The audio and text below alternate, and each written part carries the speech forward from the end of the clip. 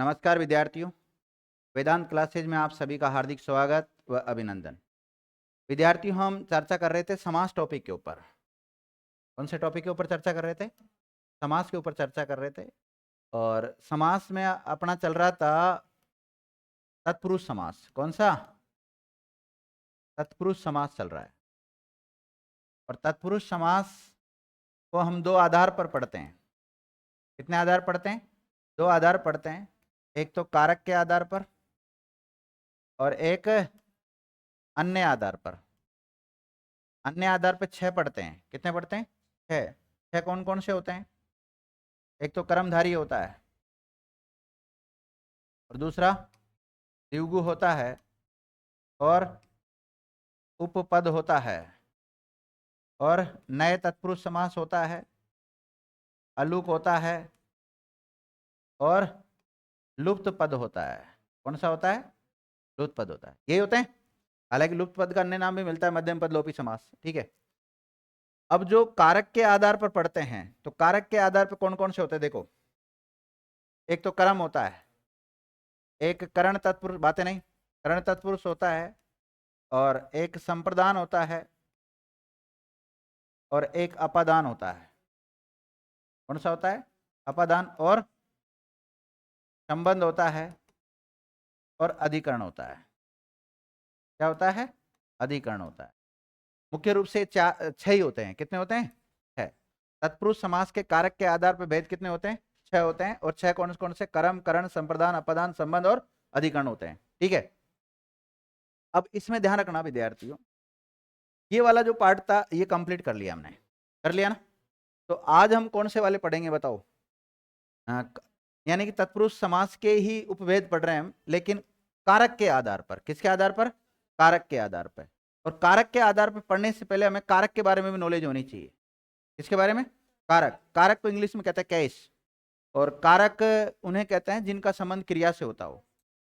संज्ञा, सर्वनाम के ऐसे शब्द जिनका संबंध किससे होता हो? क्रिया से होता हो, उनको कारक कहते हैं। कारक की या कारक के जो भेद माने गए हैं हिंदी में, वो 8 माने गए हैं। कितने माने गए? एक तो कर्ता होता है। कौन सा होता है? कर्ता। और 6 ये होते हैं। और एक और संबोधन होता है। एक कौन सा होता है? संबोधन होता है।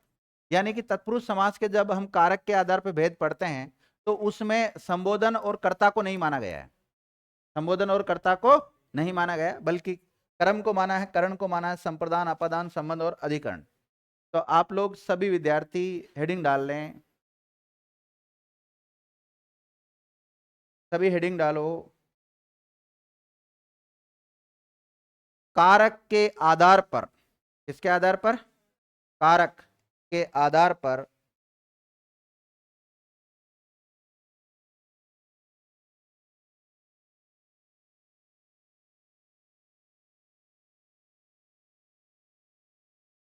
कारक के आधार पर तत्पुरुष समास के उपभेद।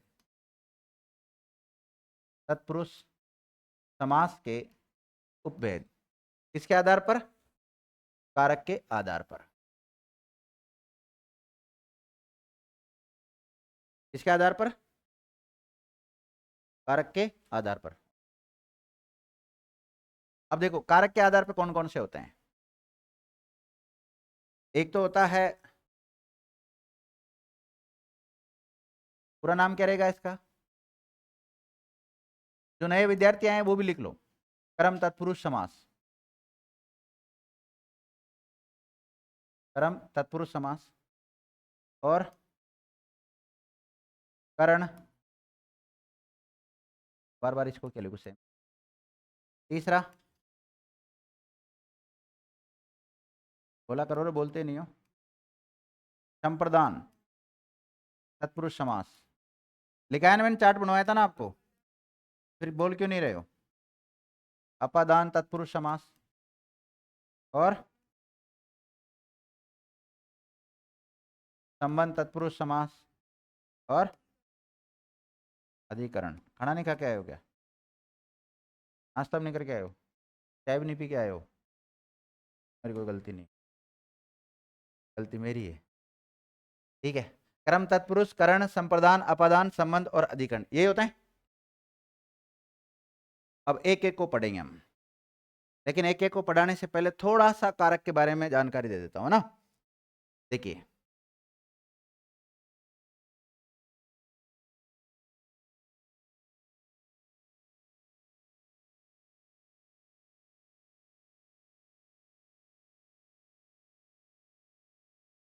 इस टेबल को बना लेना हाथों हाथ ही।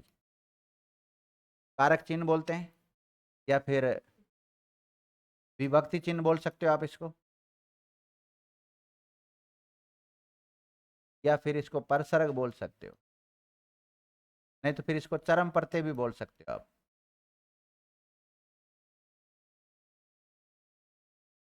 और संज्ञा सर्वनाम के वेद शब्द जिनका संबंध क्रिया से होता है उसे क्या कहते हैं? कारक कहते हैं। कारक के नाम में ये 8 होंगे। कितने होंगे ये? 8 है हिंदी में। सबसे पहले आता है कर्ता कारक। कौन सा कारक आता है?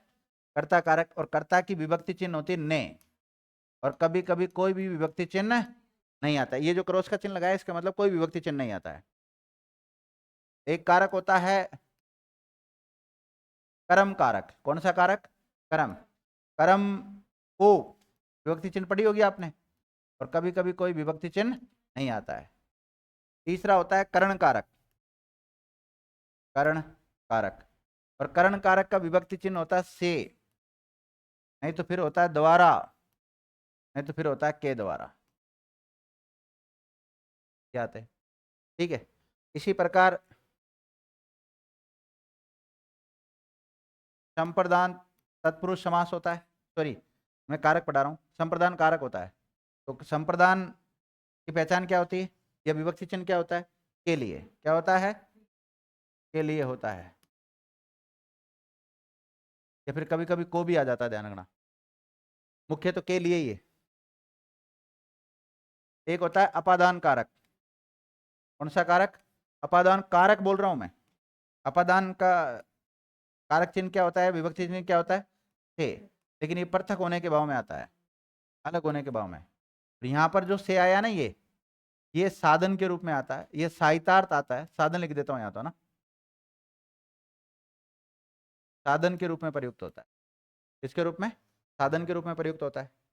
और ये संबंध कारक। तो संबंध कारक के विभक्ति चिन्ह कौन से होते हैं बोलो? का, की, के। और का की के ना मिले तो ना, नी, ने। और ये ना मिले तो रा, री, रे। ठीक है ना। इसी प्रकार देखो, अधिकरण कारक होता है। समास के साथ आपको कारक की नॉलेज होगी ना तो ही कर पाओगे, नहीं तो नहीं कर पाओगे। इसलिए मैं लिखा रहा हूं, क्योंकि टॉपिक तो पूरा पता नहीं कब पढ़ाऊंगा मैं, लेकिन अभी तो इतना तो पता होना चाहिए। अधिकरण कारक के कारक चिन्ह कौन सा होता है? में आता है, पर आता है, और को आता है। 8वां होता है संबोधन कारक। कौन सा? संबोधन कारक होता है। संबोधन कारक की पहचान क्या होती है? हे, अरे, ये सारे ये इस टाइप के हुए आ जाते हैं कई बार, है ना।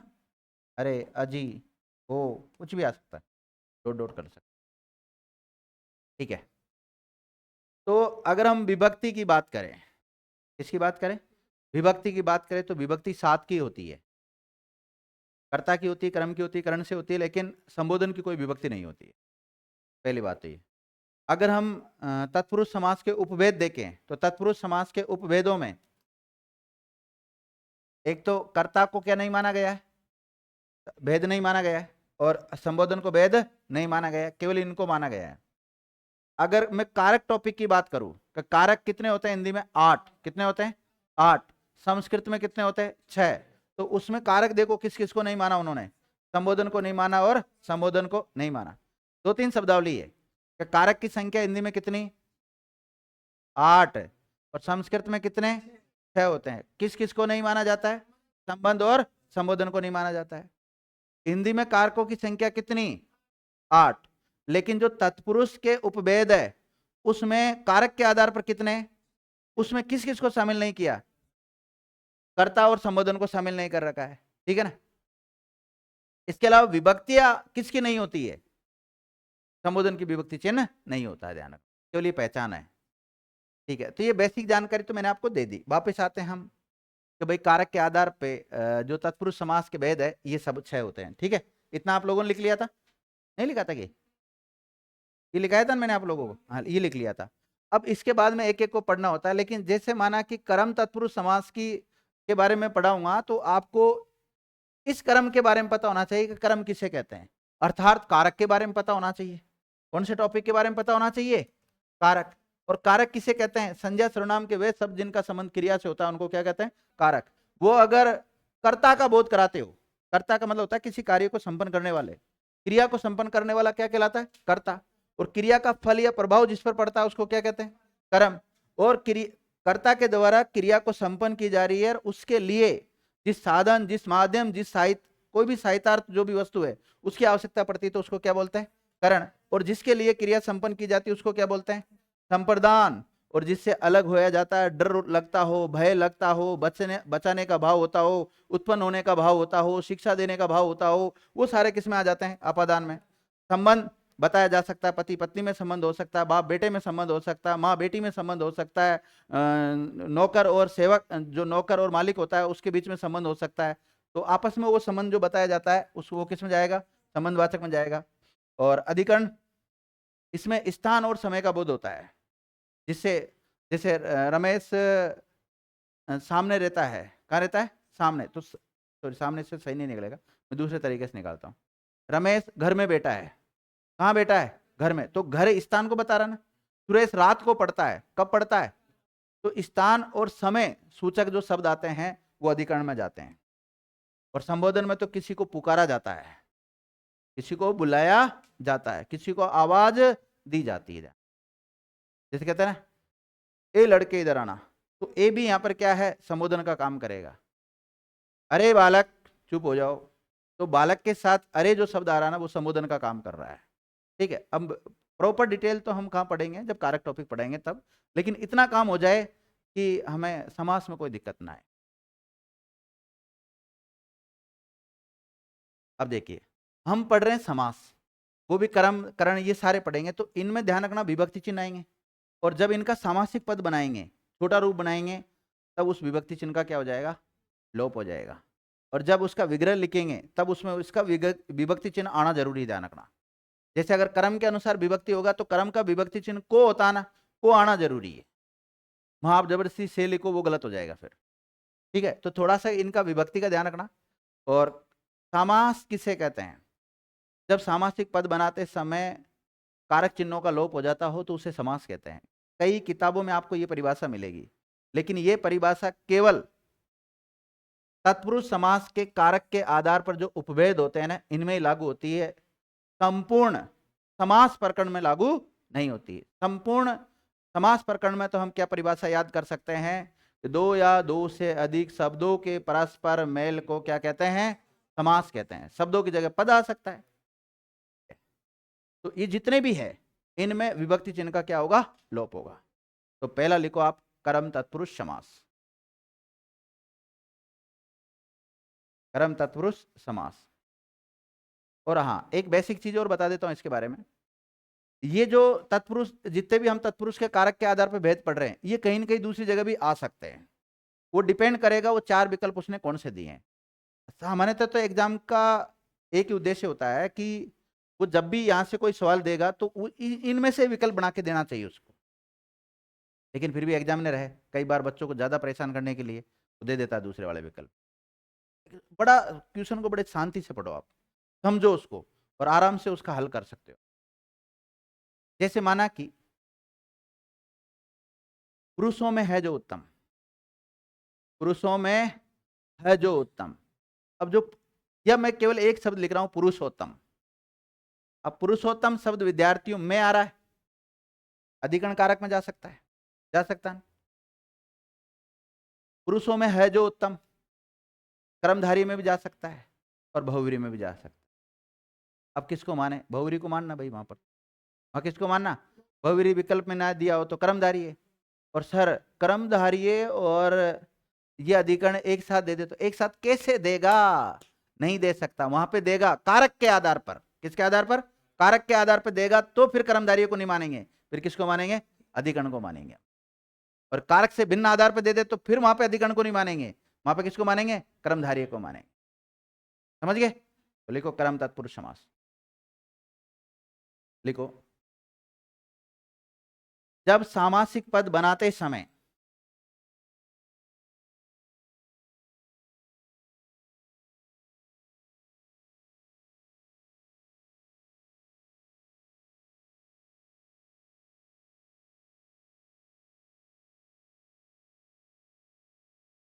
जब सामासिक पद, ये इसको समास भी कह सकते हैं, छोटा रूप, जब सामासिक पद बनाते समय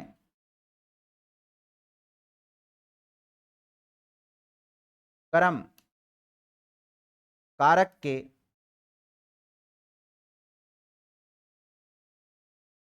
विभक्ति चिन्हों का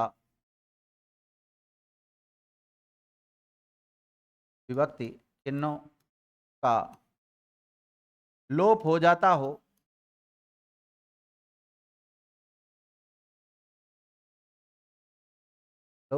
हो तो उसे कर्म तत्पुरुष समास कहते हैं। कर्म तत्पुरुष समास कहते हैं। लिख लिया? जब सामासिक पद बनाते समय कर्म कारक के विभक्ति चिन्हों का लोप हो जाता हो तो उसे क्या कहते हैं? कर्म तत्पुरुष समास कहते हैं। अब ये जो कर्म है ना, इसके विभक्ति चिन्ह कौन से होते हैं भाई? कर्म का विभक्ति चिन्ह कौन सा होता है बताओ? को होता है। क्या होता है? तो इसका लोप हो जाता हो। तो यहाँ पे लिखने की वैसे तो कोई आवश्यकता नहीं, उधर लिख लिया था आपने। कर्म का विभक्ति चिन्ह क्या होता है? को। तो को का क्या होगा बताओ? लोप होगा। जैसे ध्यान रखना, जेब को कतरने वाला, जेब कतरा, क्या बनेगा? जेब कतरा। तो सर ये तो उसमें भी तो जा सकता है, किसमें? मध्यम पद लोपी या लुप्त पद में भी जा सकता है, लेकिन वो तो कारक से भिन्न आधार पर है ना भाई। वो तो किस पर है? कारक से भिन्न आधार पर है। तो यहाँ पे देखो, को का लोप हुआ कि नहीं हुआ? देख लो इसको, जेब को कतरने वाला, जेब कतरा।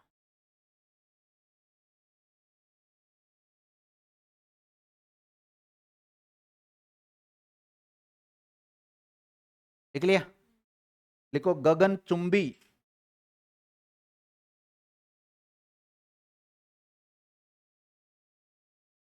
गगन चुंबी, गगन को चूमने वाला। गगन चुंबी का क्या बनेगा? गगन को चूमने वाला। गगन मतलब आकाश। कोई ऊंची मीनार होती है ना ऐसी लंबी, तो कहते हैं तो गगन चुंबी है, गगन को चूम रही है। चूमने का मतलब एक प्रकार से टच कर रही है, गगन चुंबी। दे दो उदाहरण और बहुत सारे, और उदाहरण लिखो आप। तो मैं मेरी तरफ से लिख दूं। देखो विद्यार्थियों,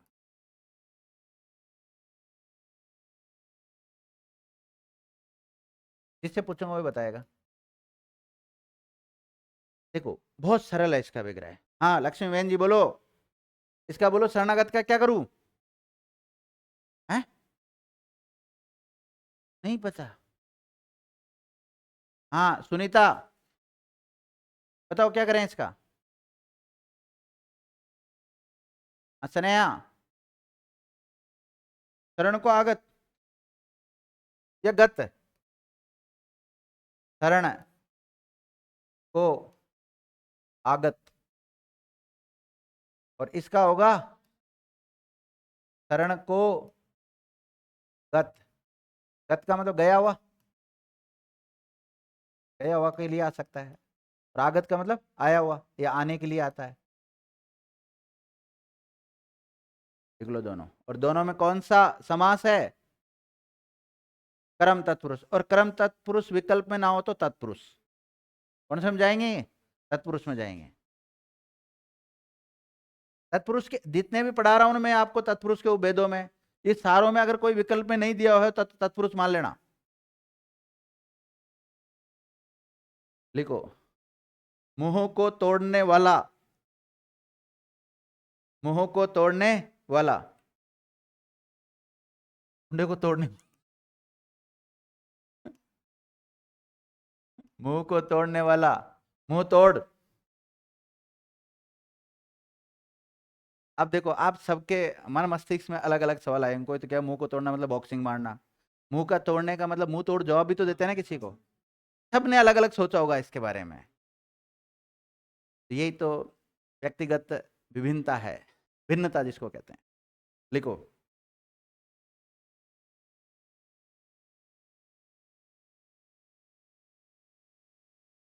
जेब कतरा लिख लिया?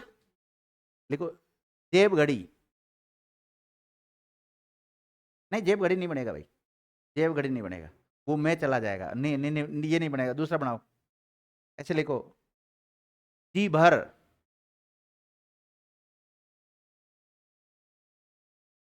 क्या बनेगा? जी को भरने वाला, जी भर।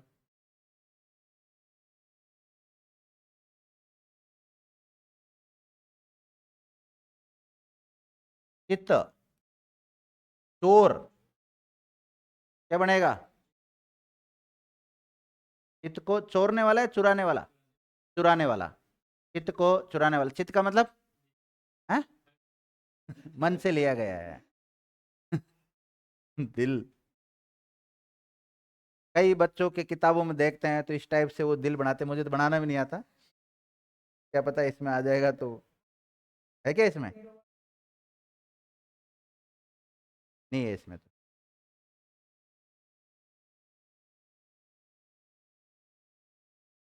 ए भाई हट जा वापिस हटाना भी नहीं आता ना, तो ये तो पता नहीं गड़बड़ कर रहा है। ये रो फिर और आगे तो ये तो अगली स्लाइड पे चल गड़बड़ हो जाएगा। अच्छा, वो तीर का निशान तो आ गया था ना? हाँ, समझ गया ना मैं क्या कहना चाहता हूँ। देखो, कमर को तोड़ने वाला, कमर तोड़। अब मैं शब्द बोल देता हूँ, बाद में आप विग्रह करना ना। लिखो, मनोहर, कीड़ी मार,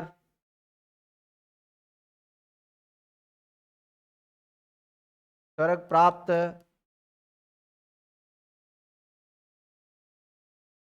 गिरहकट लिखाया था कि मैंने? गिरहकट, गिरहकट, गिरहकट।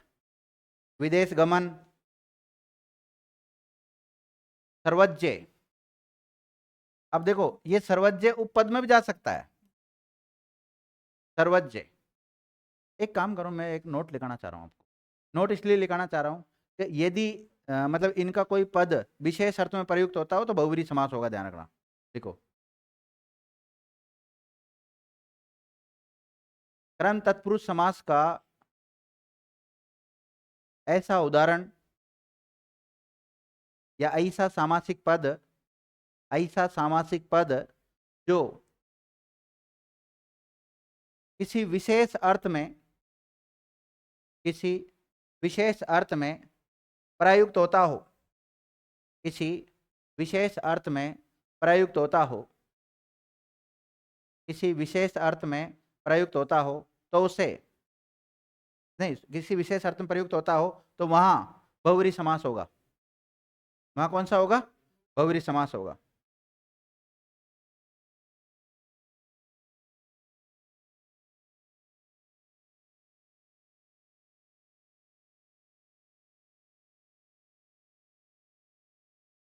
लिखो, विकासोन्मुख,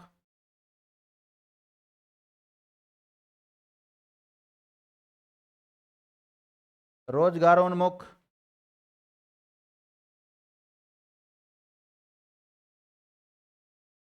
जितेंद्रिय,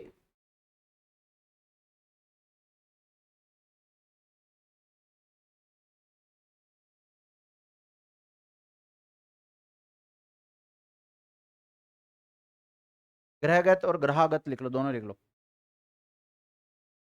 दुख प्राप्त, आशातीत,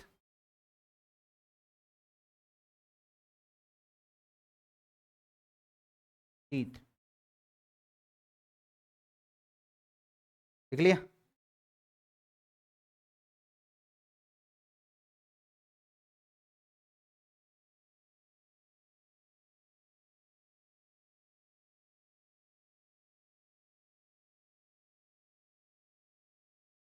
कृष्णार्पण,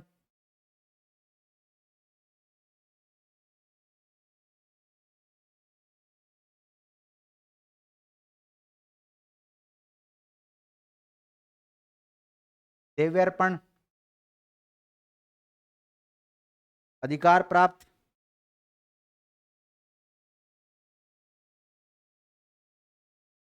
वो दे रहे ना, नहीं जाएगा, इसमें आएगा कृष्णार्पण। वहां क्या आता है, संबंध में को आता है?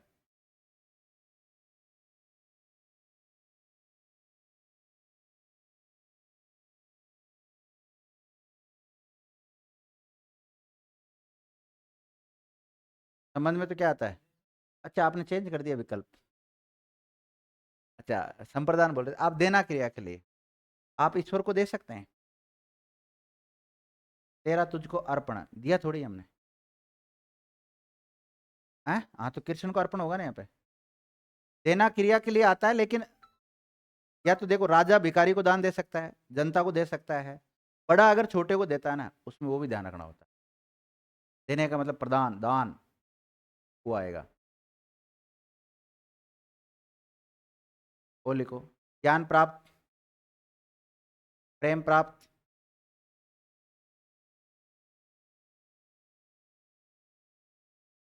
स्वर्गगत लिखा दिया था क्या?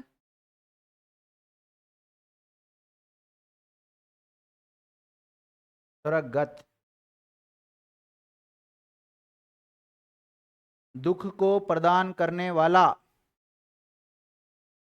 दुख को प्रदान करने वाला, लिखो ना। क्यों, मैं विग्रह भी तो बोल सकता हूँ, विग्रह बोल के सामासिक पद भी बना सकता हूँ। देखो, कष्ट को प्रदान करने वाला या कष्ट देने वाला,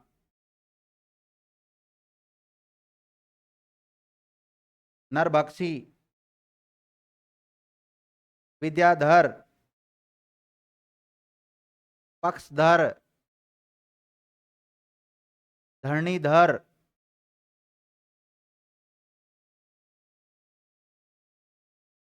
धरणीधर, रोगातुर, रोगातुर, देखो, संकट को आपन, संकट को आपन, देखो, कष्ट को आपन,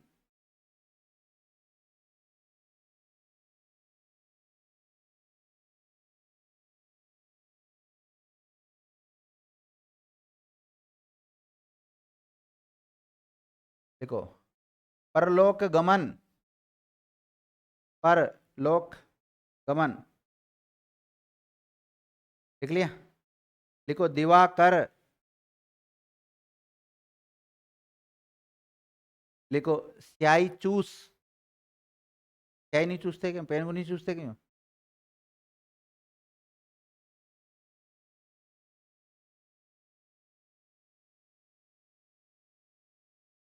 स्याही चूस,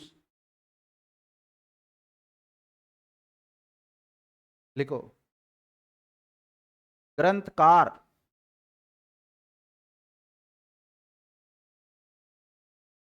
लिखो, प्राप्तोदक, प्राप्तोदक, लिखो, विषधर, लिखो, खड़गधर, सरुबक्षी थोड़ी सी लिखाया था मैंने, देखो सर्वभक्षी, सुखप्रद,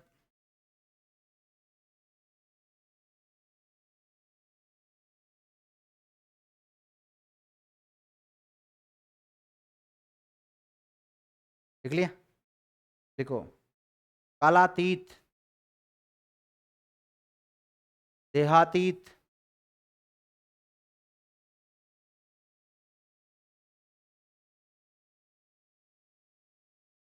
देहातीत, ज्ञानातीत,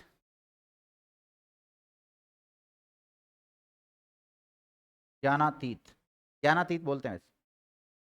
लिख लिया। देखो ख्याति प्राप्त, सुख प्राप्त लिख लिया था क्या? देखो सुख प्राप्त, देखो नेत्रों को सुखद, मरणातुर,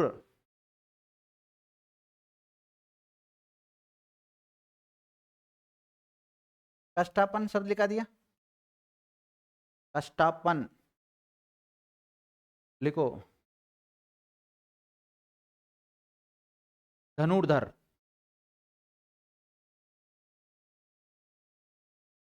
धनुर्धर,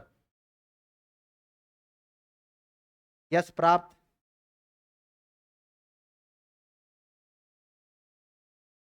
बढ़ाओ,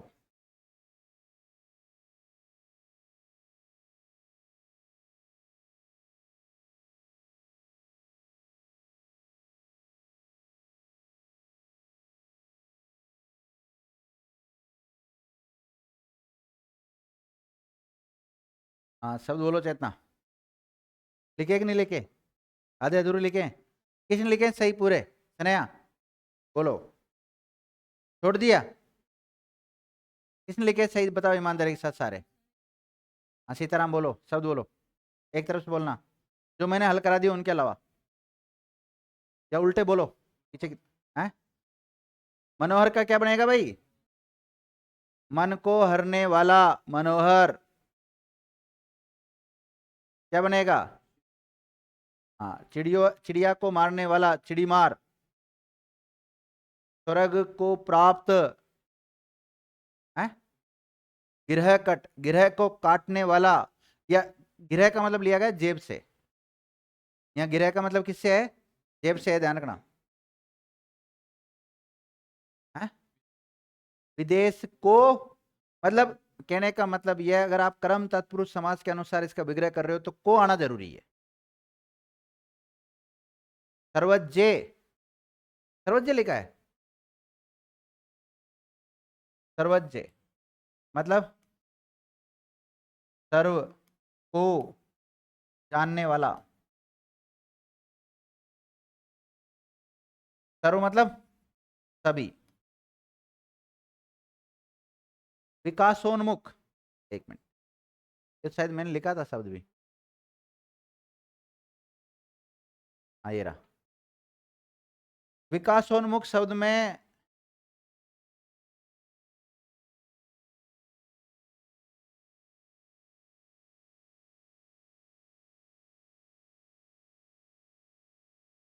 विकासोन्मुख ये लिखा है। पहली बात तो इसमें समास के अनुसार इसका विग्रह करना है। विकास को उन्मुख, ठीक है। अब देखिए विकासोन्मुख है ना, ये तत्पुरुष समास का उदाहरण है। इसका है तत्पुरुष समास है। इसमें कौन सा समास है? तत्पुरुष। और तत्पुरुष में पूछा पूछा जाए तो कारक के आधार पर है ये, और कारक के आधार पर किस में जाएगा? कर्म तत्पुरुष में चला जाएगा। यहां तक बात ठीक। क्या इसमें संधि का प्रयोग हुआ है? हुआ है। करो संधि विच्छेद करो इसका। विकास धन उन्मुख कर दिया। ओके देखना, किसने कहा था संधि हो रही सर इसमें? लक्ष्मी ने कहा था। तो लक्ष्मी इधर बैठा कर ज्यादातर, क्योंकि इधर बैठती तो मेरी नजर डायरेक्ट तेरे सामने जाती है, फिर मैं पूछ ही लेता हूँ। फिर आप सोच रहे होंगे सर जानबूझ के मुझे हैरान परेशान कर रहे हैं। हैरान परेशान नहीं कर रहा मैं। कोई नहीं लगता है? फिर तो ठीक है। हाँ पीछे वाली बहन जी, विकासोन्मुख में संधि कौन सी है? हाँ तीनों गुण संधि है। चलो आप कह रहे हो तो मान लेता हूँ, गुण संधि है। चल बता पवन, गुण संधि का कौन सा नियम काम कर रहा है?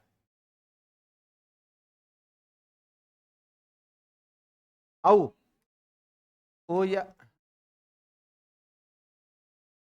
ए या आ के बाद में ओ या ओ आता है तो ओ हो जाता है। ठीक है, बिल्कुल राइट बात है। क्या इस शब्द में उपसर्ग का प्रयोग हुआ है? उपसर्ग आ रहा है कि इसमें? ये बताओ पहली बात तो कितनी संधियां हो रही है इसमें? संधि एक है दो है? दो संधि हो रही है। कितनी हो रही? दो संधि हो रही। उन्मुख में भी संधि है, वो तो धन मुख। और यहां हो रही व्यंजन संधि। कौन सी हो रही है? और इसमें उत उपसर्ग है। उत क्या है? और यहाँ उपसर्ग जो जुड़ा है वो संधि नियमों के अनुसार जुड़ा है। किसके अनुसार? संधि नियमों के अनुसार जुड़ा है। जुड़ा है कि नहीं जुड़ा? अब संधि तो बता दी आपने, व्यंजन संधि बताई, लेकिन व्यंजन संधि का कौन सा नियम काम कर रहा है बताओ? है? कौन सा नियम काम कर? तय दय के बाद में न या म आए, मैंने ऐसा नियम लिखाया नहीं आपको। तय दय के 7 नियम जो लिखा है ना, उसमें कहीं पर भी मैंने न और म नहीं लिखाया। बताऊं कौन कौन से लिखा है उसमें? है? तय के बाद में पंचमण, ऐसा नियम भी नहीं लिखाया मैंने। हाँ वो वाला नियम काम कर रहा है इसमें कि किसी भी वर्ग का पहला या तीसरे वर्ण के बाद में यदि न या म आता है तो फिर इनके स्थान पे क्या हो जाता है? पांचवा हो जाता है। क्या बन जाता है? पांचवा बन जाता है। वो बड़ा नियम सगोस सगोस में नियम बताए थे ना, पहले के बाद में अगर सगोस आता है तो क्या हो जाता है? पहला किस में बदल जाता है? तीसरे में बदल जाता है। दूसरा नियम ये बताया था तीसरे के बाद में यदि कोई अगोस आता है तो तीसरा पहले में बदल जाता है। और तीसरा नियम फिर मैंने ये लिखाया था उसमें कि पहला या तीसरे के बाद में न म आता है तो पहले या तीसरे के स्थान पे क्या हो जाता है? उसी वर्ग का पांचवा हो जाता है। और चौथा नियम ये बताया था इसमें, पहला दूसरा तीसरा चौथा वर्ण के बाद में यदि ह आता है तो इन सब के स्थान पे तो क्या हो जाता है? तीसरा, और ह के स्थान पे क्या हो जाता है? चौथा हो जाता है। वो 4 नियम एक साथ पढ़ाता हूं मैं हमेशा। समझ गए? तो इसमें दो संधि है, स्वर संधि भी है और व्यंजन संधि भी। स्वर में गुण स्वर संधि है। कौन सी है? गुण स्वर संधि है। उपसर्ग भी है इसमें, उत उपसर्ग का प्रयोग है इसमें। समास भी है इसमें, समास का प्रयोग भी हुआ है। क्या इसमें प्रत्यय है? प्रत्यय है क्या? यस या नो? देखो एग्जाम में कैसे सवाल आता है कि विकासोन्मुख के संदर्भ में कौन सा विकल्प असंगत है? कौन सा विकल्प असंगत है? पहला, इसमें गुण स्वर संधि है, इसमें व्यंजन संधि है, इसमें उपसर्ग का प्रयोग हुआ है, इसमें प्रत्यय का प्रयोग हुआ है। तो प्रत्यय का प्रयोग हुआ है, ये वाला जो विकल्प है वो असंगत है, क्योंकि इसमें प्रत्यय का प्रयोग नहीं हुआ है। समझ गए? तो वो कब पता लगता है? जब आप सारे टॉपिक पढ़ लोगे ना तब। अब जैसे आप आज सोचा है कि आपने सिलेबस में 4 टॉपिक दे रखा है, चारों पढ़ लेते हैं, पूरी हिंदी समझ में नहीं आती है। प्रत्यय पढ़ने के लिए 10 टॉपिक पढ़ने पड़ते हैं भाई। प्रत्यय पढ़ने के लिए 10 टॉपिक पढ़ने पड़ते हैं। बताऊं कौन कौन से पढ़ने? प्रत्यय पढ़ोगे तो आपको देखो क्रिया आनी चाहिए, क्रियांश आना चाहिए, धातु आनी चाहिए, आनी चाहिए ना? आपको संज्ञा आना चाहिए, सर्वनाम आना चाहिए, विशेषण आना चाहिए, उसके अलावा अव्यय आना चाहिए। अव्यय के 5 उपभेद या 4 उपभेद होते हैं, वो सारे आने चाहिए। उसके अलावा संधि आनी चाहिए, संधि सीखने के लिए वर्ण विचार आना चाहिए। ठीक है? आएगी कि नहीं आएगी बताओ? समास आना चाहिए, तब जाके आप और उपसर्ग आना चाहिए, जब जाके प्रत्यय सीख पाओगे। और प्रत्येक कई बार हम क्लास में 1 घंटे क्लास में भी करा देते हैं, कई बार 10 घंटे भी लगाते हैं, और कई बार पूरे 3 महीने भी लग जाते हैं उस प्रत्यय का कंसेप्ट क्लियर कराने के चक्कर में।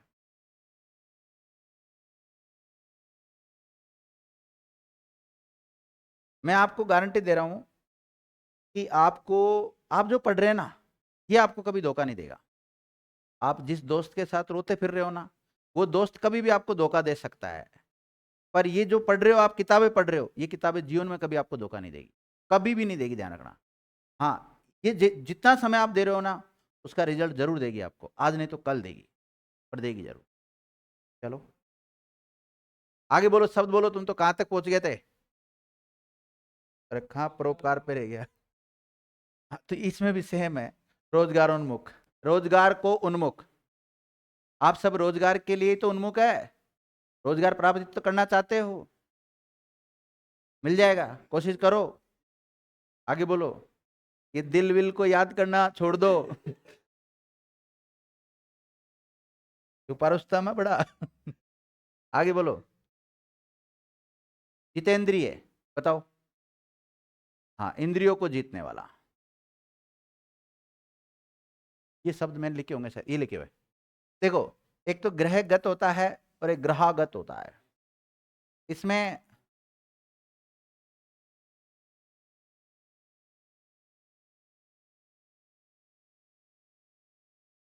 देखो, एक में संधि, एक में संधि नहीं है। ग्रहागत में संधि दीर्घ संधि का उदाहरण है, लेकिन ये दीर्घ संधि का उदाहरण नहीं है, यह केवल संयोग है, इसमें उपसर्ग भी नहीं है। अब देखो, कुछ नहीं करना, इनमें दोनों में को जोड़ना है आपको, एक में ग्रह को गत और एक में ग्रह को आगत। आगे बोलो, आशातीत, बताओ। हाँ? ये क्यों लाओगे आप? जब मैं कह रहा हूं कर्म पढ़ा रहा हूं, को लाना आपको, आशा को अतीत। अब सुनना मेरी बात, देखो,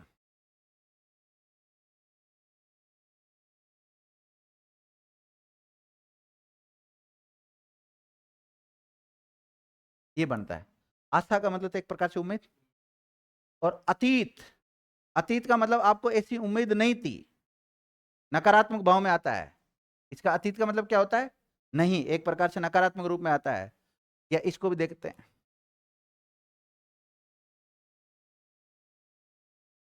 अति प्लस ईत, ये दोनों क्या हो रहा है, चक्कर ये पड़ रहा है, उपसर्ग और प्रत्यय जुड़कर बन रहा है शब्द। तो अतीत शब्द का अर्थ निकलता है, अतीत का मतलब होता है ज्यादा, ज्यादा भी निकलता है, अनेकार्थक शब्द है एक प्रकार से अतीत शब्द। तो आशा से अधिक कोई काम होता है तो उसको कहते हैं ना आशातीत, रिजल्ट दिया उसने, आशा से भी अधिक, हाँ, उम्मीद से भी ज्यादा। और बोलो,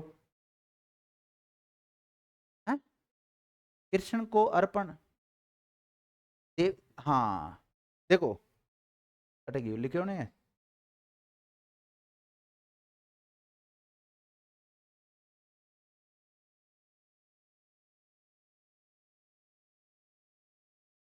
कृष्ण को अर्पण, क्या क्या बनेगा?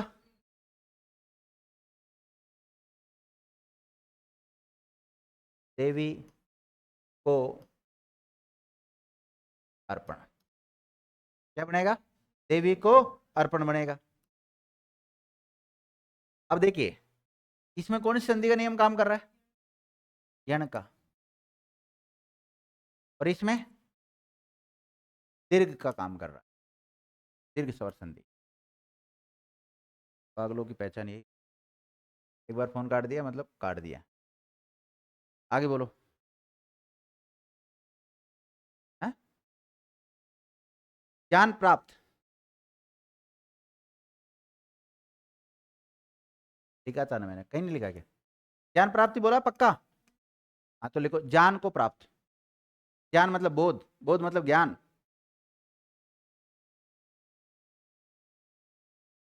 है प्रेम को प्राप्त। और बोलो,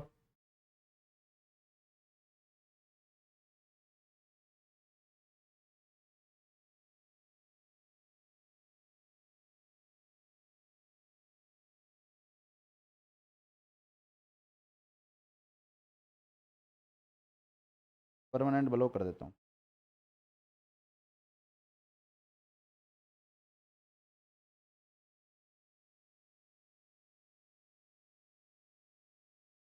स्टूडेंट ही होने को तो, पर स्टूडेंट को समझना चाहिए ना। तो आप तो समझ सकते हो ना। तो अगर एक बार फोन काटा जाता है इसका मतलब क्या होता है? अगला बिजी है। आगे बोलो। प्रेम को प्राप्त, स्वर्ग को गत, दुख को प्रदान करने वाला चेतना बताएगी, दुखप्रद। प्रदान, देने वाला। वो शब्द तो कहने का मतलब यह है कि पर्यायवाची शब्द प्रयोग में ना ले, कई बार परिस्थिति अनुसार लेना पड़ता है, वो बात एक अलग है। बाकी सामान्यतः पर्यायवाची शब्द का प्रयोग नहीं लेना है।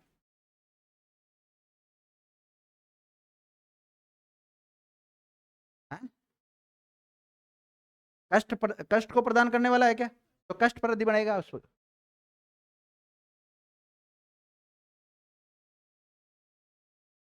प्रद होगा अगर प्रदान है तो, और दाई है तो, देने वाला है तो दाई। क्या बनेगा? हाँ, नर का या नरों का भक्षण करने वाला, नर भक्षी है। विद्याधर, विद्या को धारण करने वाला। और बोलो, हो गए सारे? पक्ष को धारण करने वाला, पक्षधर। धरणीधर, धरणी धर, धरणी को धारण करने वाला, धरणी मतलब पृथ्वी। हाँ, जाएगा ना वहां पे, बहुरी में जाएगा फिर। हाँ? क्या? अच्छा, रोग को आतुर, रोगातुर, रोग को आतुर।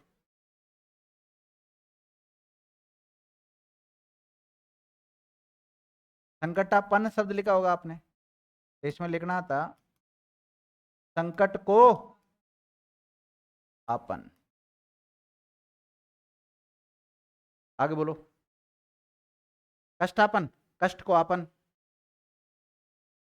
परलोक गमन, लिखा है तो मैंने शायद ये लिखा हुआ। परलोक गमन क्या होगा? परलोक को गमन। अब देखो इसमें है ना, उपसर्ग है, इसमें उपसर्ग है, समास है, संधि है क्या इसमें परलोक गमन में? नहीं है, संधि नहीं है। प्रत्यय है? प्रत्यय भी नहीं है। आगे बोलो। दीवा, दीवा मतलब दिन को, दिन से लिया गया है। दीवा को करने वाला, दीवा मतलब दिन से लिया गया है, सूर्य के लिए आता है दिवाकर। चाय को चूसने वाला, चाय चूस है। ग्रंथ को करने वाला, अब ग्रंथ को करते नहीं है, ग्रंथ को लिखते हैं। तो करना का मतलब क्या है? एक प्रकार से लिखना। जो ग्रंथ लिखने वाला है ना, उसके लिए ग्रंथकार आ सकता है।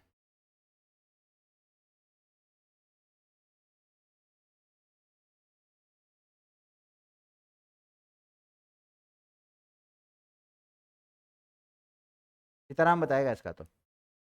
प्राप्त उदक का ना, प्राप्त को उदक होता है क्या? उदक को प्राप्त होता है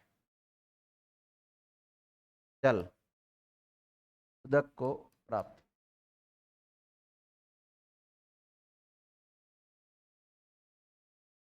कौन संधि? गुण स्वर संधि का नियम काम कर रहा है। आगे बोलो। है? विषधर, विष को धारण करने वाला।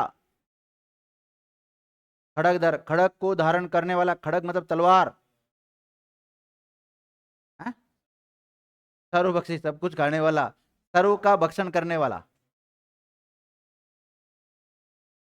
सर्वभक्षी। क्या लिखा है?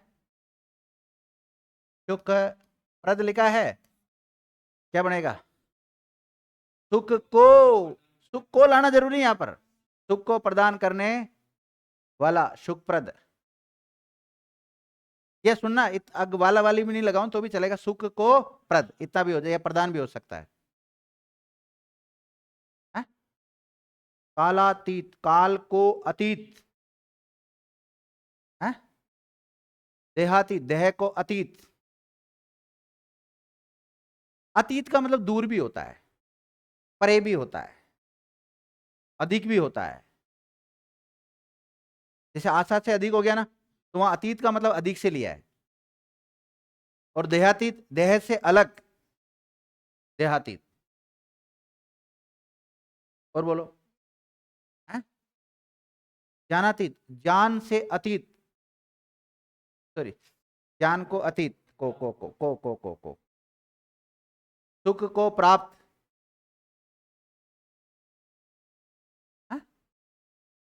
ख्याति प्राप्त, ख्याति को प्राप्त नहीं, शब्द क्या लिखा था आपने? नेत्र सुख, विग्रह लिखाया था, नेत्रों को सुखद लिखाया था, तो नेत्र सुखद हो जाएगा। नेत्र में एक मात्रा आती कि दो आती? एक ही आती है?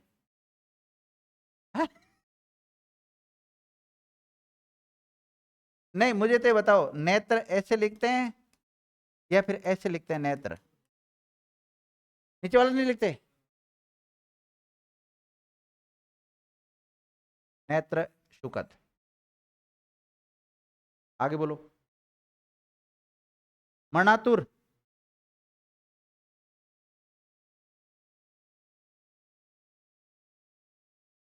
मरणातुर क्या होगा?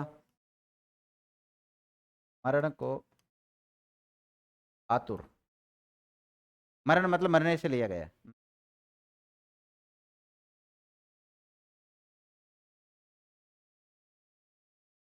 हाँ, धनुर्धर, धनुष को धारण करने वाला। अब ध्यान रखना, धनुर्धर में कौन सी संधि है? हम्म? हाँ स्नेहा,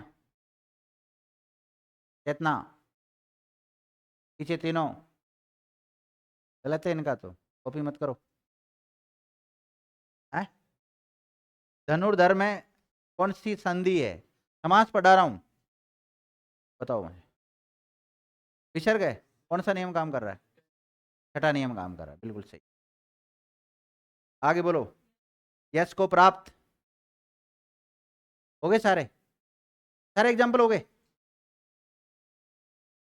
कष्टप्रद होगा, कष्ट को प्रद या प्रदान करने वाला, कष्टप्रद। अच्छा, कष्टापन भी लिखाया था क्या? फिर तुमने छोड़ दिया?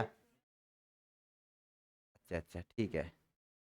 तो ये हो गई आज की क्लास को, तो यहीं विराम देते हैं। मिलते हैं कल नए टॉपिक के साथ। धन्यवाद।